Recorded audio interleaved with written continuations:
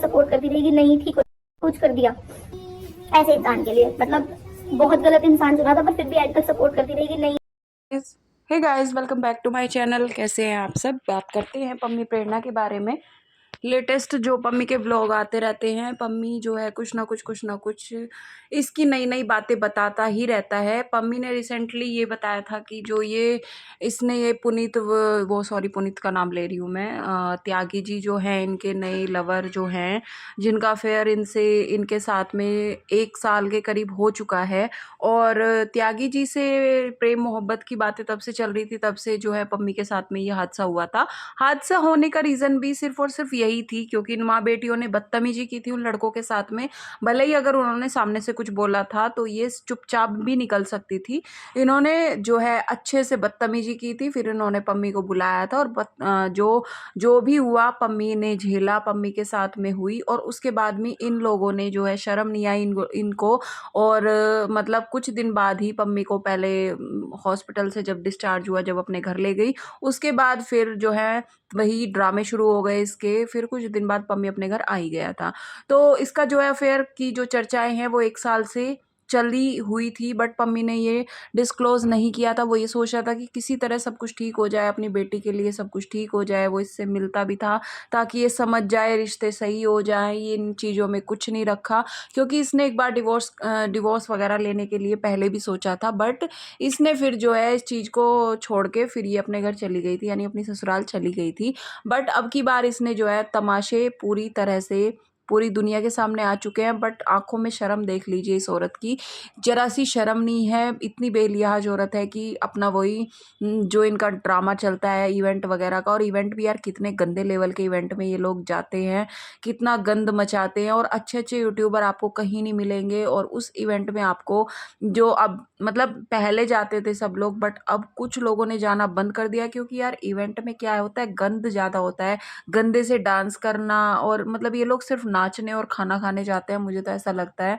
और पम्मी ने बताया कि इसका जो है अफेयर जब इससे चल रहा था, तो पम्मी ने जैसे पता चला पम्मी को, तो उसने कहा कि ऐसे-ऐसे क्यों ये सब हो रहा है, तो इसने अपनी बहन का नाम ले दिया। मतलब कौन ही इस तरह की बहन होगी, क्या इनके रिश्ते हैं आपस में, बहन-भाई, बहन-बहन के क्या रिलेशन हैं, आप समझो यार। इस तरह की चीज़ें कौन गंदी, मतलब अच्छे घर की लड़कियाँ शायद नहीं करेंगी। अगर कुछ था भी, अगर ये बात करती भी थी, पहले तो उसका फ्रेंड था पम्मी का, उसके बाद में उसी आदमी ने वो जो भी था वो लड़का उन्हीं उनके घर में आया। उसकी पहली तो उसी की गलत बात है कि उसकी गंदी नज़र इसकी वाइफ़ पे थी।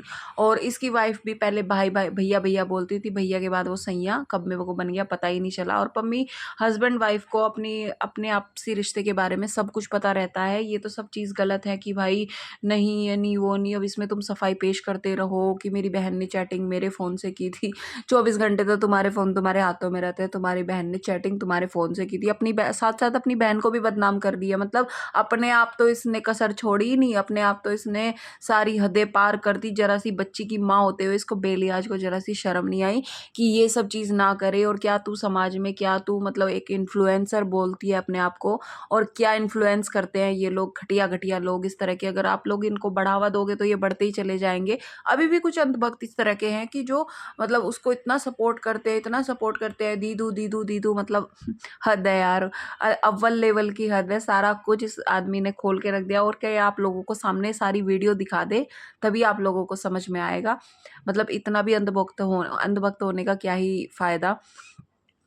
तो जो है ज़रा-सी लिहाज़ नहीं, इवेंट में उसी तरीके से जाना, क्योंकि जिसको शर्म होती है, जिसको थोड़ी बहुत लगती है, गिल्ट लगती है कि हाँ यार तूने ये गलत किया, अपने हस्बैंड को तूने धोखा दिया, तो उसको वो उस चीज़ का पश्चाताप भी करती है, उसको पछतावा भी होता है। बट इस औरत को ज़रा-सा पछतावा नहीं है। इसका सेम डिट्टो वही रूटीन, वही सब कुछ। और यार एक चीज़ और, मतलब अपनी बहन को कोई इस तरह से कोई बदनाम कैसे करेगा? मैं फिर से आपको यही बात, मुझे ये हज़म नहीं हो रही है कि मतलब इसने अपने बचाने के लिए बचाव के लिए अपनी बहन का नाम ले दिया कि उसने मेरे फ़ोन से उस लड़के से चैटिंग की थी।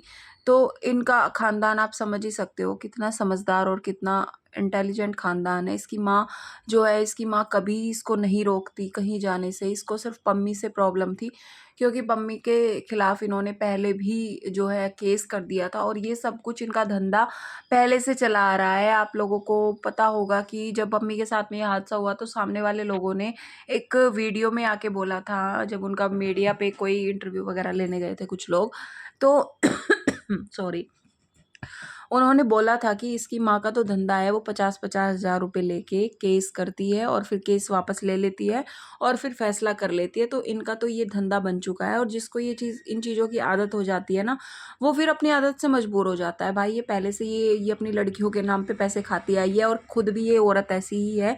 पम्मी बार बार बोलता है कि तेरे सारे चिट्ठे खोलूंगा, सारे चिट्ठे, और क्या पता अब तो पता नहीं और क्या क्या इनके बारे में आना बाकी है। बट बेशरम लोगों को, जिनकी आंखों में सूअर का बाल होता है, उनको शर्म नहीं आती, उनको कोई दिक्कत नहीं। उसने तो पहले ही खोल दी ये चीज़ें, भैया मैं गलत नहीं हूँ, मैं कुछ गलत काम नहीं कर रही थी। और गोवा की ट्रिप की, गोवा की कोई स्नैप नहीं, गोवा की कोई वीडियो नहीं, कोई कुछ नहीं, सिर्फ एक वीडियो उसने डाली थी जो कि त्यागी जी ने इसकी बनाई थी, इंस्टा पे डाली थी उसने वो वीडियो।